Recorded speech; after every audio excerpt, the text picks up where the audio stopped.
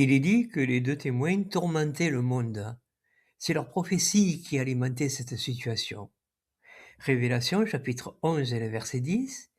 Et les habitants de la terre se réjouiront de leur mort et feront la fête, et s'enverront des cadeaux les uns les autres, parce que ces deux prophètes les tourmentaient.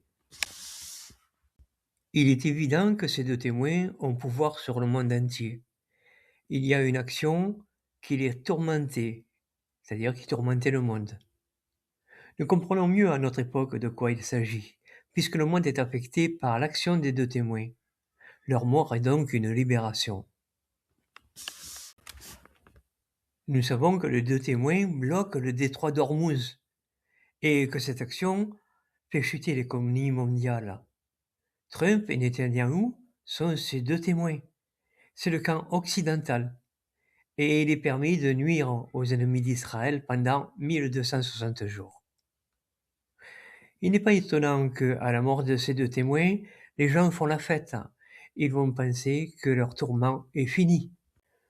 Nous pouvons voir que dans les guerres actuelles, ce sont les dirigeants qui sont visés. Par exemple, la tête de Netanyahou et de Trump font état d'une récompense pour leur mort.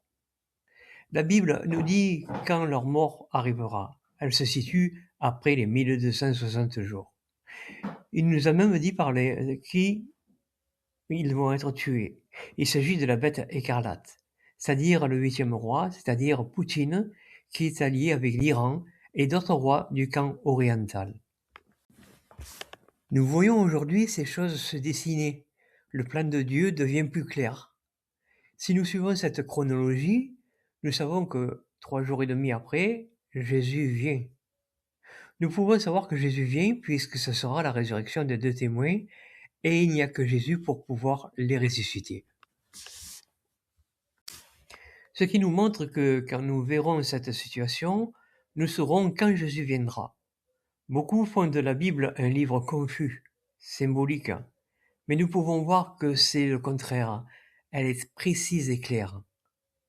Mon étude personnelle, point par point, permet de comprendre ce qui va se passer.